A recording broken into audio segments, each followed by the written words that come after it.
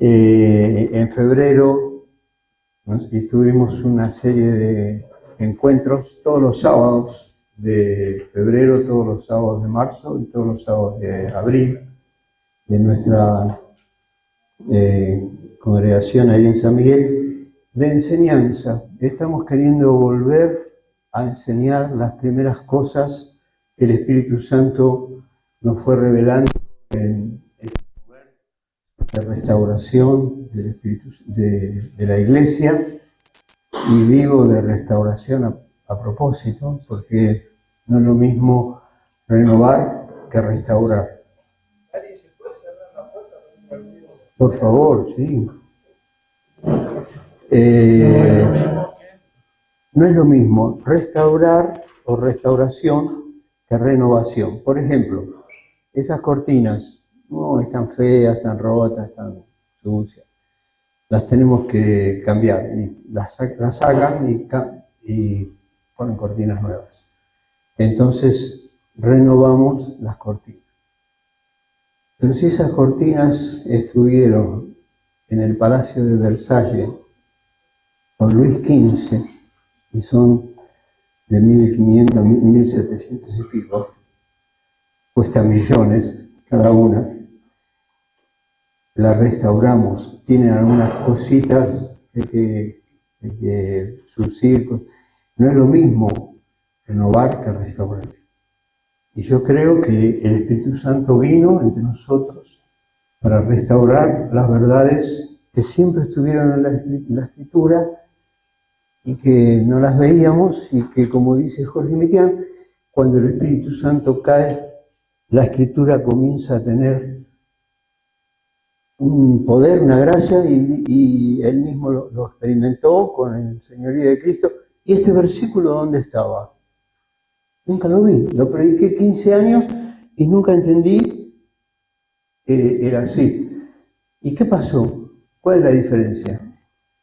Hubo un derramar del Espíritu. Es el Espíritu Santo que hoy hablamos mucho de eso, que nos revela estas verdades que la veíamos y no la veíamos.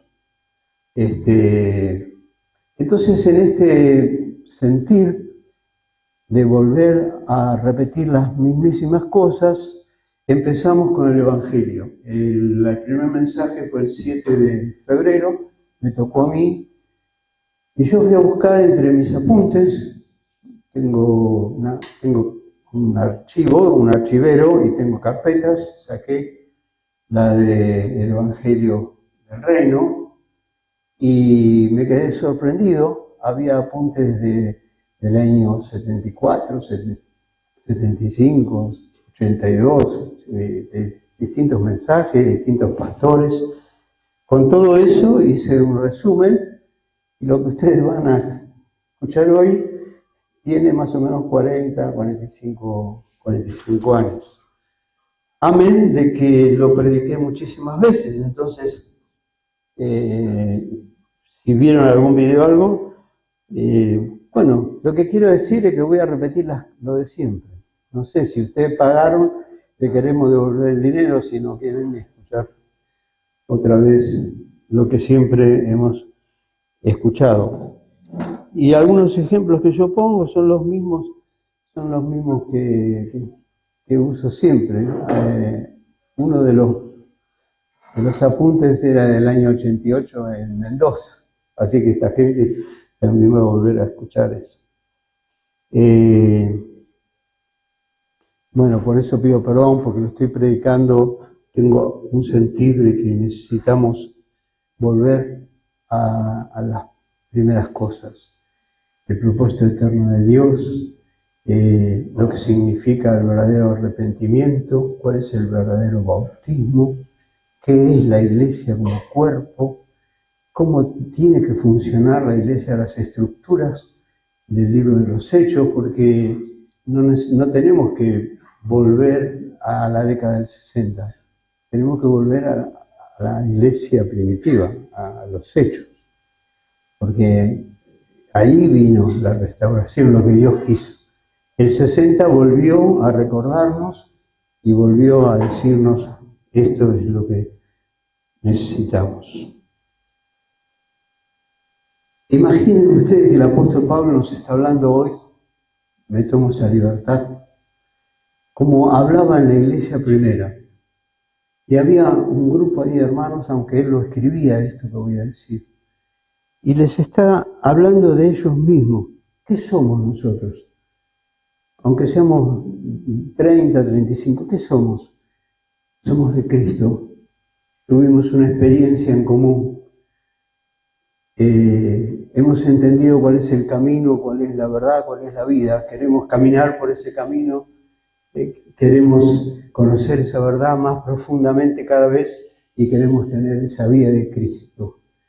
Somos discípulos. Si somos de Cristo, somos discípulos. Escúchenme lo que Dios nos mostró.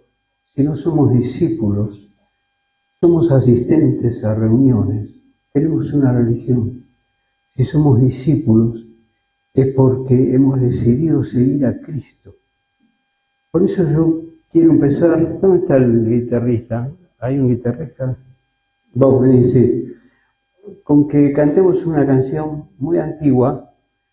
Es una oración. Que cerremos los ojos y cantemos esta oración primero.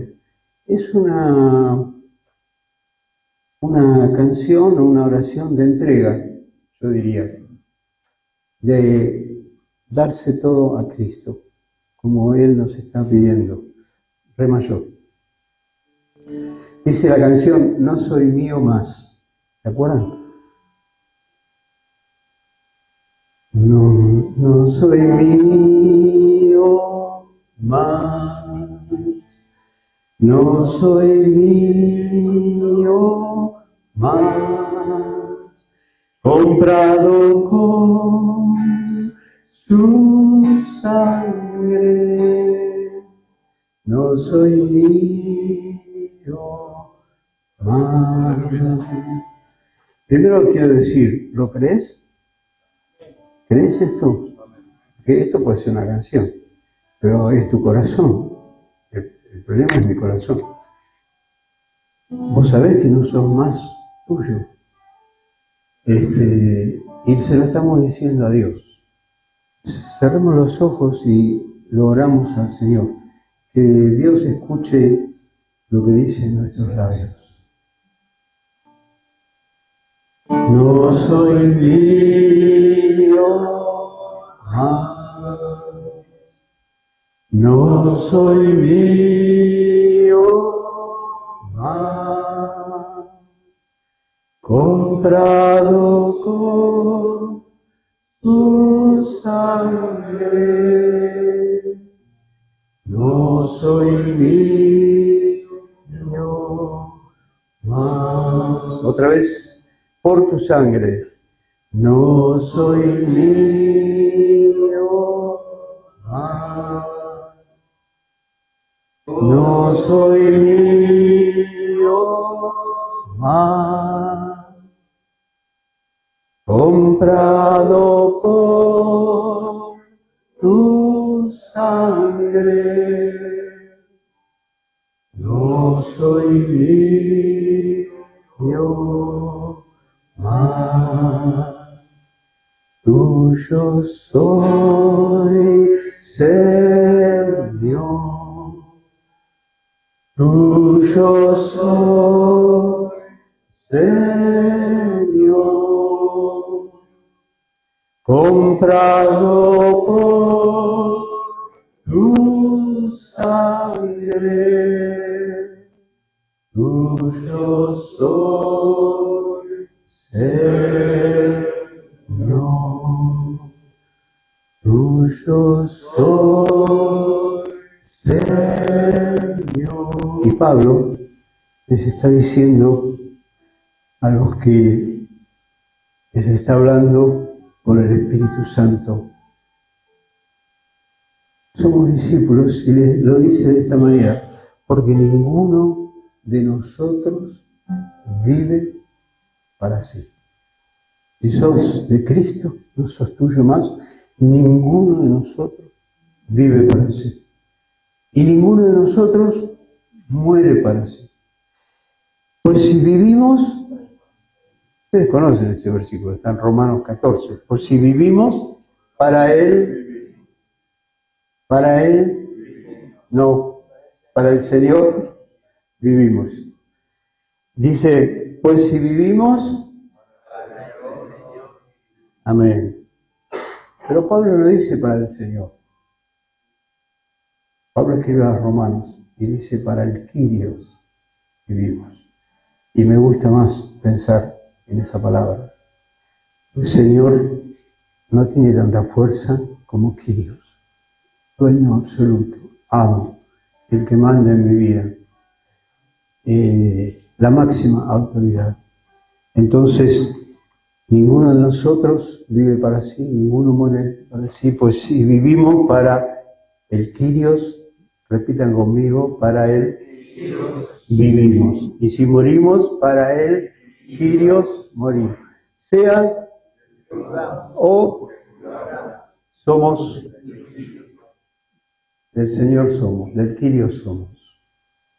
Pero el versículo más imponente de estos tres versículos es el que viene ahora. Escuchen lo que dice. Porque Cristo, para esto murió y resucitó y volvió a vivir para ser Kyrios. Señor, diste tu vida por mí, moriste por la humanidad, por los pecadores.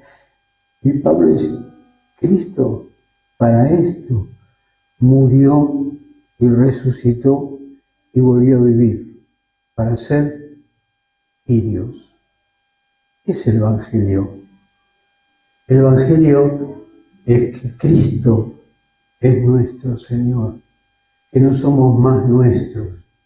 Ese es el Evangelio que la Iglesia tiene que volver a escuchar, tiene que entender y tiene que vivir, porque una predicación con todos estos versículos puede ser una filosofía nada más. Pero el Evangelio que transforma, que convierte, que hace que ya no seamos los mismos, que responde al sencillo llamado de Jesús. Si alguno quiere venir en pos de mí, niéguese a sí mismo. Todo lo demás, que siguen todas las condiciones, responden a esta. Niéguese a sí mismo. Y Cristo murió y resucitó para ser Señor de nosotros, para gobernar sobre nuestra vida.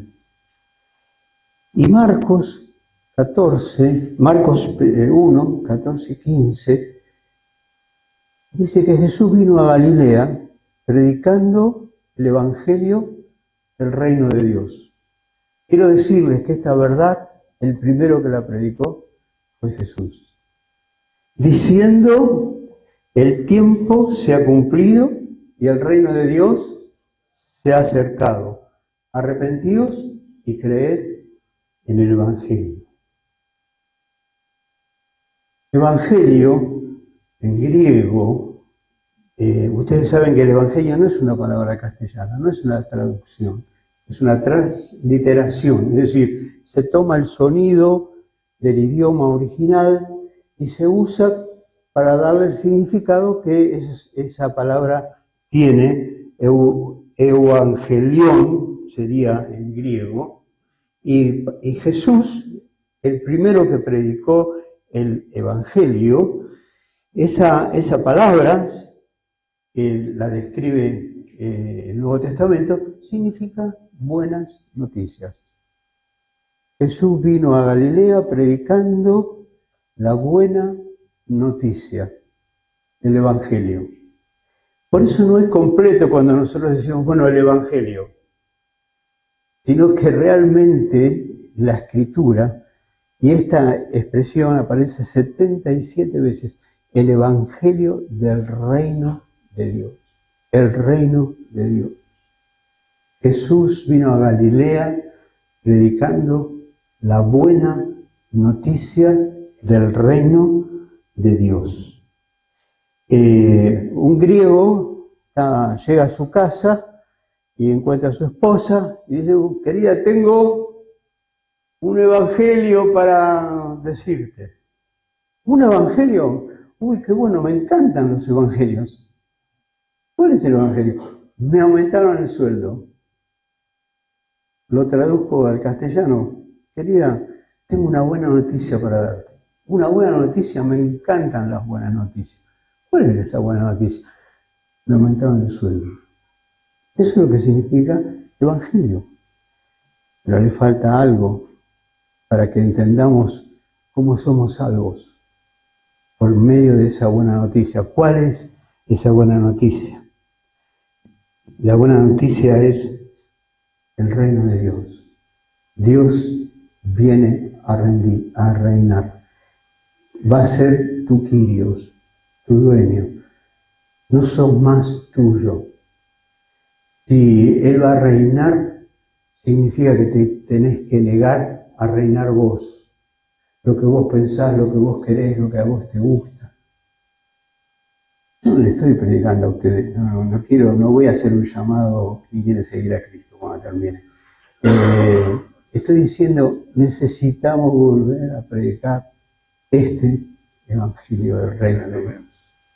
Que además de todo, está en Mateo 24, dicho por Jesús, que en los últimos tiempos será predicado este evangelio del reino de Dios. Como si Jesús supiera que a través de los siglos se iba a desvirtuar por completo y dice, no, al final se va a predicar este. ¿Y saben qué? Nos tocó a nosotros.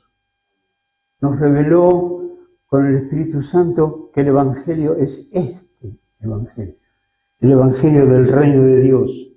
Reino significa gobierno, máxima autoridad, para reinar, para señorear. Significa alguien que gobierna sobre una región, un país, y es el rey y tiene súbditos que obedecen y él da las órdenes. Nos cuesta entender lo que significa un reino donde hay una autoridad que gobierna o manda absoluta y súbditos que obedecen a ese soberano.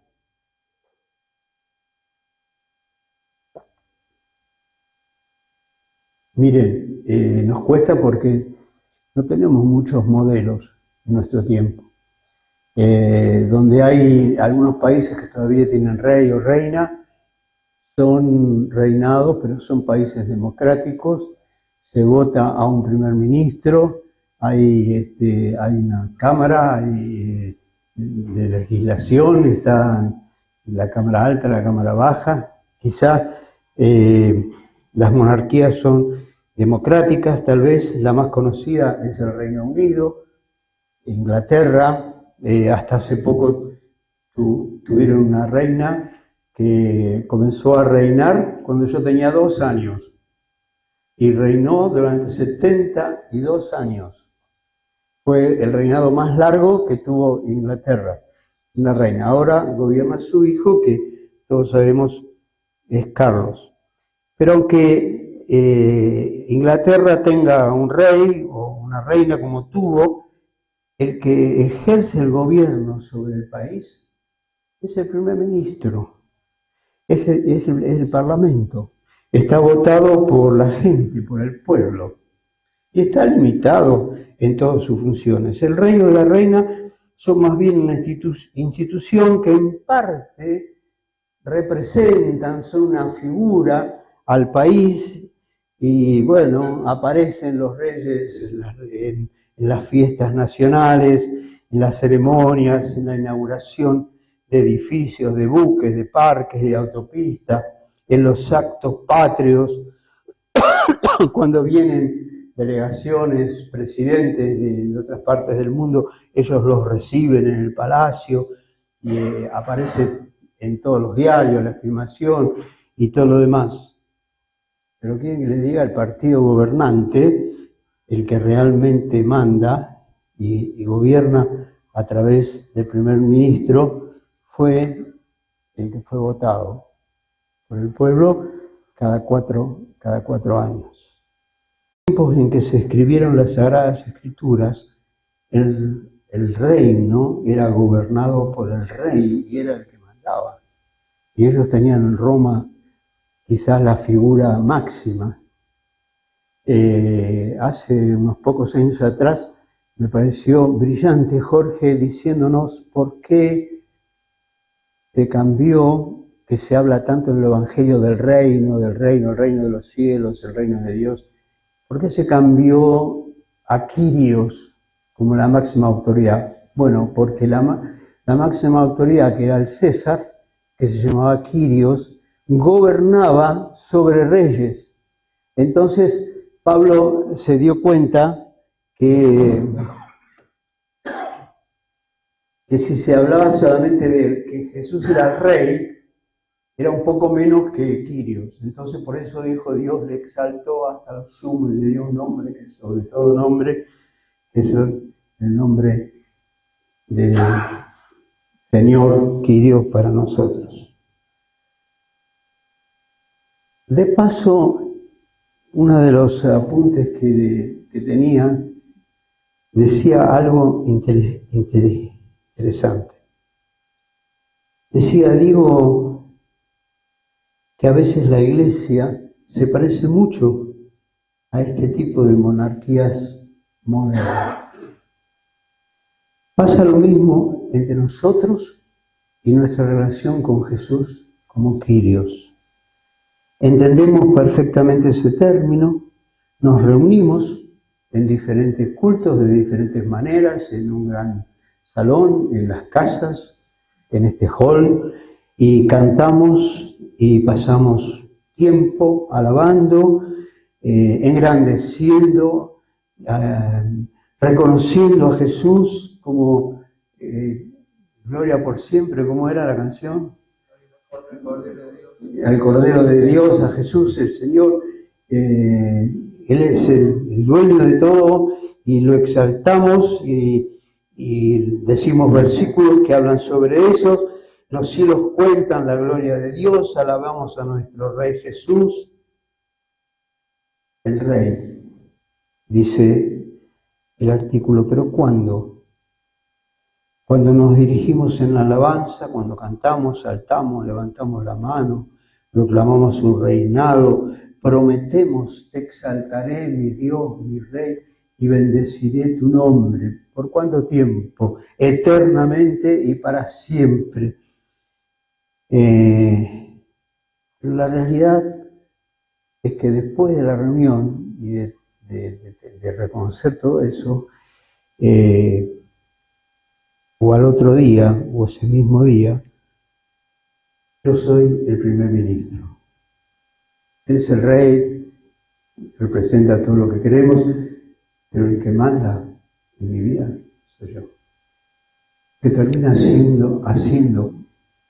Esta realidad está en la iglesia hoy. Este es el drama. Que tenemos que predicar el Evangelio donde Jesús reina el lunes, y el martes, y el miércoles, y en las decisiones, y en los matrimonios, y en la crianza de los hijos, y en sacar de nosotros o alejarnos lo máximo posible de los medios de comunicación que están cada vez más impuros, más asquerosos, más pervertidos, y hacer lo que Jesús haría. Eso sería el Evangelio que nos salva, que vivimos. Y si vivimos para Él, vivimos. Para el Kyrios, vivimos. Necesitamos volver a ese Evangelio. El que realmente gobierna mi vida soy yo, y Jesucristo, nuestro Kyrios, es la figura, no quiero faltar el respeto a Dios, con mucho temor lo digo, es la figura que hemos exaltado por nuestra fe, por lo que creemos en el culto. Quiero decirles, hermanos, que Jesús reina y aparte de reinar, tiene poder. Porque tuyo es el reino y el poder. No es que tiene el reino porque es una figurita decorativa a quien exaltamos. Reina y tiene poder. Y gloria por todos los siglos. Amén. Este reino el reino de Dios, es el reinar de Dios. Es el gobierno absoluto de Dios sobre todo y sobre todos. Está ejercido por su Hijo amado Jesucristo. Pablo hace una descripción de Jesús teológicamente maravillosa.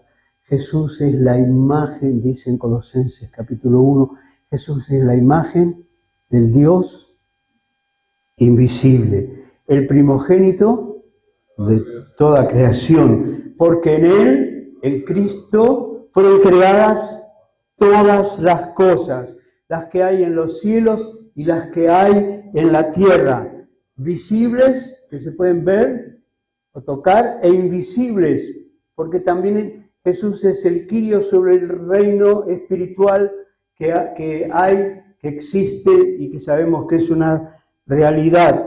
Sean tronos, cuando está hablando de cosas invisibles, sean dominios, sean principados, sean potestades, todo fue creado por medio de Él y para Él. Y escuchen, todo. ¿Cuánto es para ustedes? Todo.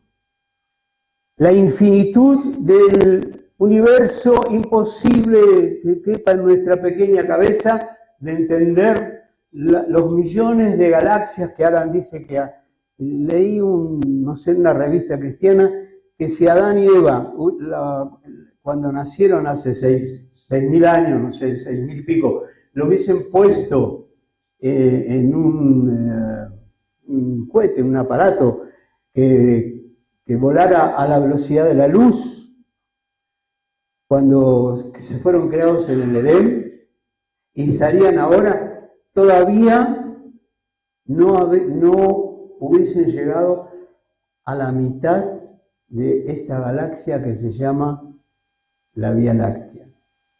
Y esto es una galaxia. Se calcula que puede haber 100 millones de galaxias. Bueno, dice Pablo, todo fue creado por medio de Él. Y para Él fue creado. Y Él, Jesucristo, es antes de todas las cosas. Y todas las cosas en Él subsisten. Hebreos capítulo 1, que habla de que sustenta todas las cosas con la palabra de su poder. Ese es Jesús. Ese es Jesús sin haber ido a la cruz. Es el creador, el sustentador de todas las cosas. Alguien hizo una comparación. El planeta Tierra es tan pequeño, el sistema solar es tan pequeño, el Sol es la estrella más pequeña de toda esta galaxia y está a una distancia que se calcula en años luz para poder llegar. Y la Tierra es tan pequeña, es un puntito de nada. Que se calcularía con un grano de arena en el mar. Por eso no sé de dónde sacamos los hombres, el ser humano, tanta jactancia, que somos tan importantes, que somos, y encima los porteños, peor todavía. Creemos que no somos nada. Ese Jesús es el que se hizo hombre, el que nació en Belén, en un pesebre, que nació de una virgen por el Espíritu Santo, el que se hizo hombre. Realmente Dios mirará el universo, pero mira el planeta Tierra y somos únicos. Para que haya venido Jesús a nacer acá, el creador, el sustentador de todas las cosas, las visibles y las invisibles, nació acá entre nosotros. Algo tiene con nosotros. Somos, disculpen si no tengo jactancia, si no lo digo porque lo creo así, según la Escritura, somos la única creación a imagen y semejanza de Dios. Es increíble y estamos aquí caminando como un muñequito con dos piernas, predicando el Evangelio del Reino de Dios. Fue el primer predicador. La palabra predicar, predicando, es una palabra que viene de otra palabra que conocemos bien, que es querigma.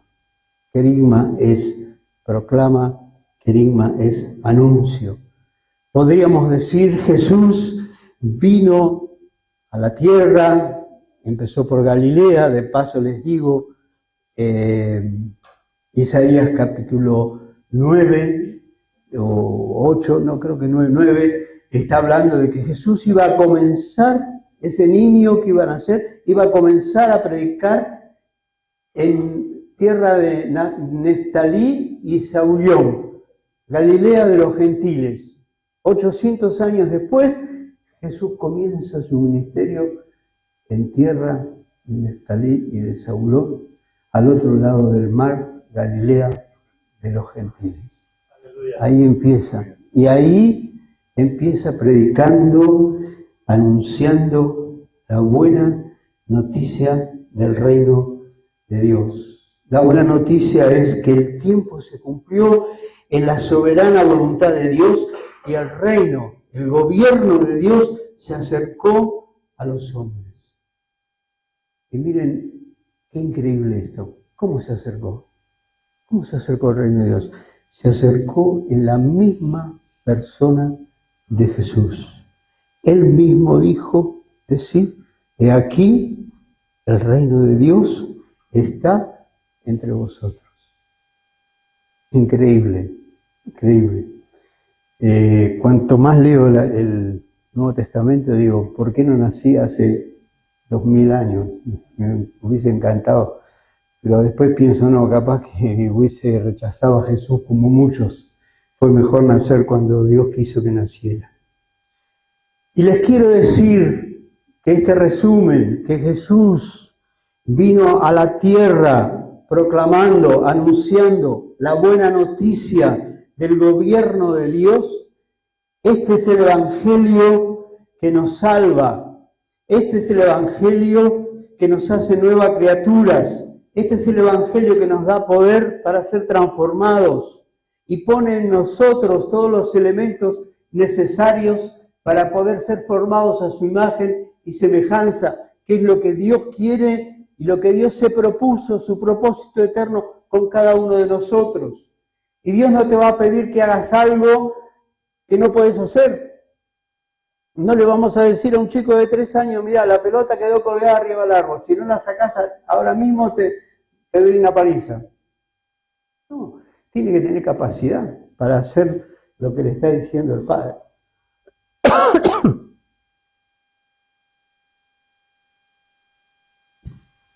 Y así con nosotros, Dios no te va a pedir que seamos formados a la imagen de Cristo y no vamos a ir delante de Dios y, Señor, no pude.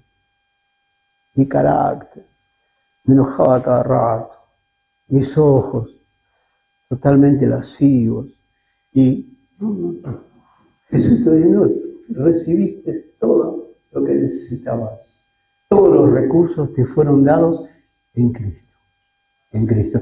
No voy a hablar de eso. Toda esta charla es de 3 a 4 horas, así que por eso estoy tratando de ir lo más rápido posible. ¿Me falta mucho? ¿Cuánto tengo? ¿En serio? Bueno, este es el único evangelio que nos salva, no hay otro. Lamentablemente la iglesia se ha ido desviando a través de los siglos y hoy se predica un evangelio diferente. Así como fue revelado por el Espíritu en este mover de restauración, así también dentro de toda la iglesia, estoy hablando de católicos, evangélicos, protestantes, ortodoxos, lo que ustedes quieran, se fue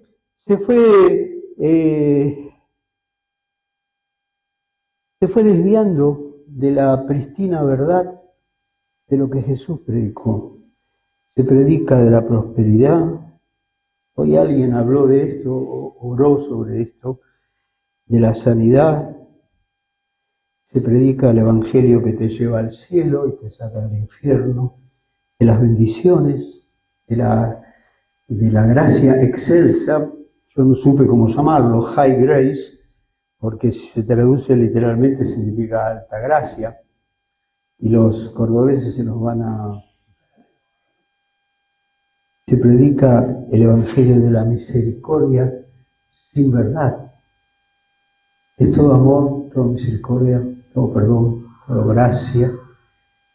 Y se está predicando y se está hablando de un avivamiento de una escuela teológica que se llama calvinismo, que es Dios y nada más que Dios, y yo no tengo ninguna intervención, eso es para otra charla. Jesús es nuestro protector, nuestro consejero, nuestro amigo, nuestro consolador, el que está al lado nuestro, nuestro proveedor.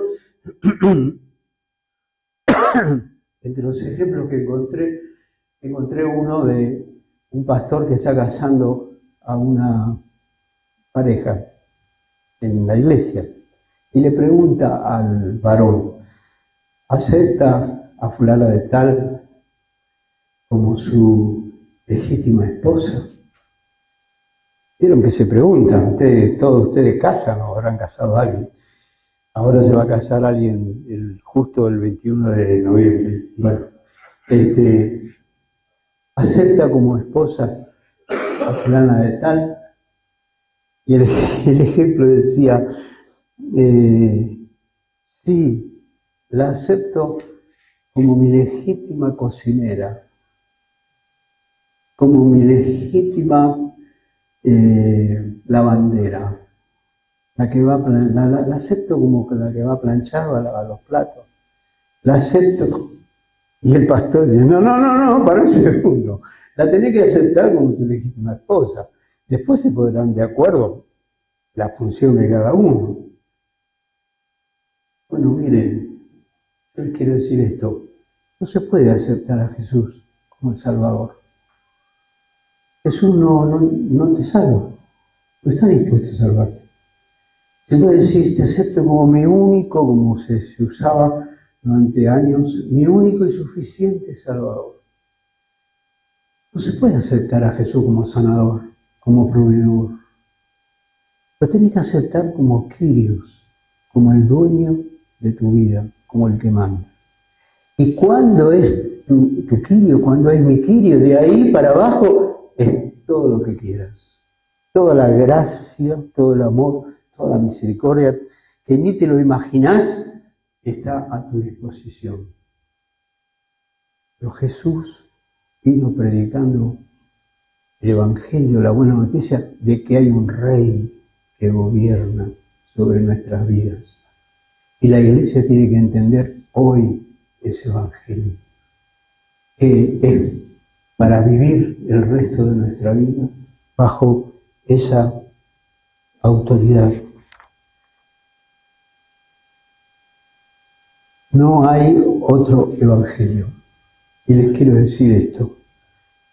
El Evangelio barato, el Evangelio que no es el Evangelio del Reino, produce vidas baratas. Vidas baratas. Y una congregación con muchas vidas baratas se convierte en una congregación barata. Y no es lo que Jesús vino a buscar y a salvar. Jesús vino a buscar y a salvar. Eras un rebelde, que vivíamos en maldad y que ahora tenemos que estar bajo autoridad. Reconocer su autoridad sobre nosotros. Pero el apóstol Pablo, ya en el primer siglo, tiene que escribirle a los Gálatas. Y escuche lo que les dice. Estoy maravillado. Pero maravillado no de contento. Estoy absorto. Estoy anonadado. No lo puedo creer. Estoy maravillado de que tan pronto, porque hacía 3 años que había estado él ahí por primera vez, habían escuchado el Evangelio del Reino de Dios, y que tan pronto os hayáis alejado del que os llamó por la gracia de Cristo para seguir un Evangelio diferente. 3 años y medio de Pablo, ¿qué nos espera a nosotros? con 20 siglos, un evangelio diferente. Ustedes saben que esto, Gálatas y todas las cartas apostólicas, son inspiradas por Dios. No escribe lo que quiere Pablo, escribe lo que el Espíritu Santo quiere que se quede. En la Biblia ni sobra ni falta una sola palabra. Es la palabra de Dios. Y yo me imagino, esto sí, es locura. Pablo escribió esto, no puedo creer que tan rápido están siguiendo un evangelio diferente. Cuando hablamos de diferente es porque, por ejemplo, 3 platos de tortas, esta de crema, esta de dulce de leche, esta de chocolate. Ahí tenés 3 tortas diferentes. ¿Cuál querés? No, como que Dios le dijo, no, estás equivocado. ¿Qué evangelio diferente? Hay un solo evangelio. Por eso sigue escribiendo, no que haya otro, porque se dio cuenta de que lo que acaba de escribir, que ustedes siguen un evangelio diferente, dice, no que haya otro. No hay otro evangelio, hay uno solo. Sino que hay algunos que os perturban, ustedes saben, los que querían circuncidarlos, y quieren pervertir. La palabra pervertir en la Escritura no tiene una connotación de inmoralidad sexual, significa desviar, literalmente. Pervertir es desviar del camino donde vas. Y quieren pervertir la buena noticia de Cristo, el evangelio que predicó Cristo. Entonces, para sellar de que hay un solo evangelio, dice, mas si aún nosotros, los apóstoles, está hablando de los apóstoles, o un ángel del cielo, os anunciare otro evangelio diferente del que os hemos anunciado, sea anatema. Yo les digo la verdad, me desayuné hace muy pocos meses. ¿Sí? Anatema me parecía, bueno, sea una locura, ¿sí? ¿No? Anatema tiene una traducción del griego al castellano. Y para poder entenderla hay que usar una frase. ¿Saben qué significa anatema? La maldición de Dios sea sobre él. Me estremecí. Porque por todos lados conozco gente, y ustedes también, que están predicando cualquier evangelio. Están predicando, no es que haya uno diferente, están predicando un evangelio perverso, desviado. ¿Querías preguntarme algo? Como levantar la mano, digo. Sea anatema. ¿Por qué es una buena noticia que el reino de Dios se acercó a nosotros? No necesitan que se los diga, pero se los digo para que ustedes lo vuelvan a repetir, porque en el mundo espiritual, que es lo que da vida a todo lo material, hay 2 reinos. En el mundo espiritual hay 2 reinos y solo 2 reinos, porque lo dice la Escritura. Uno lo llama el reino de las tinieblas y el otro lo llama el reino de la luz. En el reino de las tinieblas gobierna Satanás. La gente tiene que saber que cuando hace lo que quiere, cuando vive según su criterio, aunque sea miembro de nuestras congregaciones, está obedeciendo a un rey porque está viviendo en un reino. Es el reino de Satanás. Efesios capítulo 2, versículo 1, lo dice claramente. El reino de las tinieblas gobierna Satanás. Dice la Escritura que todo el mundo está bajo el maligno. Y no es planeta Tierra, cosmos, en este caso, mundo. Es un sistema. Es un sistema de cómo vive la sociedad, cómo piensa, cómo actúa, cómo va, cómo viene. Es una corriente, dice Pablo en Efesios capítulo 2, la corriente de este mundo. Todos van para el mismo lado. Si todos van para el mismo lado, se forma una corriente. En el reino de Satanás, de las tinieblas, gobierna Satanás, el mundo está bajo el maligno. En la Biblia es llamada la potestad de las tinieblas. La ley que rige es yo hago lo que se me da la gana. Yo preferiría decir, yo me tragué la mentira de que puedo hacer lo que se me da la gana. Porque no es verdad que se hace lo que se le da la gana. Hay un espíritu que opera sobre los hijos de desobediencia. Reina el egoísmo, la soberbia, la rebelión, hay toda clase de maldad y de pecado. Podemos hablar media hora de esto. Al vivir en tinieblas, el hombre cae bajo la trampa del diablo, que vino para matar, hurtar y destruir al hombre. Y ahí encontré otro ejemplo, viejísimo, creo que yo tenía 25 años cuando lo escuché. El reino de las tinieblas es lo mismo que el Titanic. El Titanic, el capitán es Satanás y te dice, muchachos, acá no hay límites, cada uno puede hacer lo que quiere. El que quiere manejar el timón, el que quiere ir a primera, el que quiere, no sé, cada uno hace lo que se le da la gana.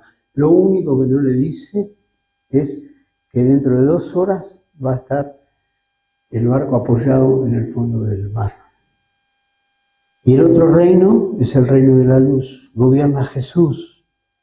Él es el Kyrios, el Señor. Este reino es llamado en la Biblia el reino de su amado Hijo. La ley que rige es, venga tu reino, hágase tu voluntad. Reina el amor, el arrepentimiento y la palabra de Dios. Vivimos para agradar a Dios y al prójimo, porque ninguno vive para sí y ninguno muere para sí, sino que vivimos para el Kyrios. ¿En qué consiste, según Pablo en este pasaje, la salvación? Colosenses 1, 13, 14. Con gozo dando gracias al Padre, el cual nos ha librado de la potestad, del reino de las tinieblas y trasladado al reino de su amado Hijo. Y al trasladarnos al reino de su amado Hijo, dice, en quien tenemos redención, el perdón, redención por su sangre, el perdón de pecados. Ya termino. Yo les digo a la gente, hay que preguntarle, ¿en qué reino estás? Porque el Evangelio que Jesús, primer predicador, predicó, la buena noticia es que hay otro reino, que es el reino de Dios, que la humanidad está viviendo en el reino de las tinieblas. Traigo una buena noticia, podés tener otro rey sobre tu vida, que es Cristo. ¿En qué reino está? Tal vez la pregunta hoy tendría que ser un poco más clara. Y la pregunta más clara es, porque algunos dicen, ¿cómo sé si estoy en el reino de las tinieblas o en el reino de la luz? Bueno, esta es la pregunta. ¿Quién manda en tu vida? Decime, ¿quién manda en tu vida? Contestate a vos mismo, ¿quién manda en tu vida? ¿Qué voluntad haces?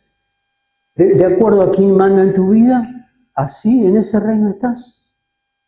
Eso es lo que nos va a ayudar a no creer que por tener una religión cristiana, por no tener algunas prácticas, por no saber los versículos o canciones o cómo se mueve. El domingo pasado estuvo Jorge Mitián predicando en San Miguel y me dijo algo que yo dije, esto me falta agregar acá en este apunte. Habló de cuidar nuestro corazón y de 4 cosas, y una de las cosas era la hipocresía. Y dijo una frase, no hay otra, no me acuerdo exactamente la palabra, pero no hay algo tan fácil donde se pueda ser hipócrita como la religión. Hay que aprenderse cuando hay que pararse, cuando hay que sentarse, cuando hay que presignarse, cuando hay que levantar los brazos. Pero, ¿cómo está tu corazón? Porque él estaba hablando, cuidemos nuestro corazón. Y, claro, yo no puedo ser hipócrita. Por ejemplo, se me ocurrió a mí porque llegaron a la luna, no sé cómo es la cosa. Nunca sabés si es cierto, si es una película, bueno. Yo no me puedo poner un traje de astronauta. hipócritamente, aunque no sé nada, no sé ni manejar y meterme en... Eso no se puede hacer. Pero sí puedo ir a la iglesia y al grupo familiar y sentarme y estar ahí. Entonces él dijo, no hay un lugar, no hay una organización, no hay una forma más fácil de practicar la hipocresía que la religión. Y me impactó muchísimo. Si tienen oportunidad, en internet está Cuidemos Nuestro Corazón, de Jorge Mitián. Recomiendo escucharlo. No van a ser los mismos porque algún palo te alcanza.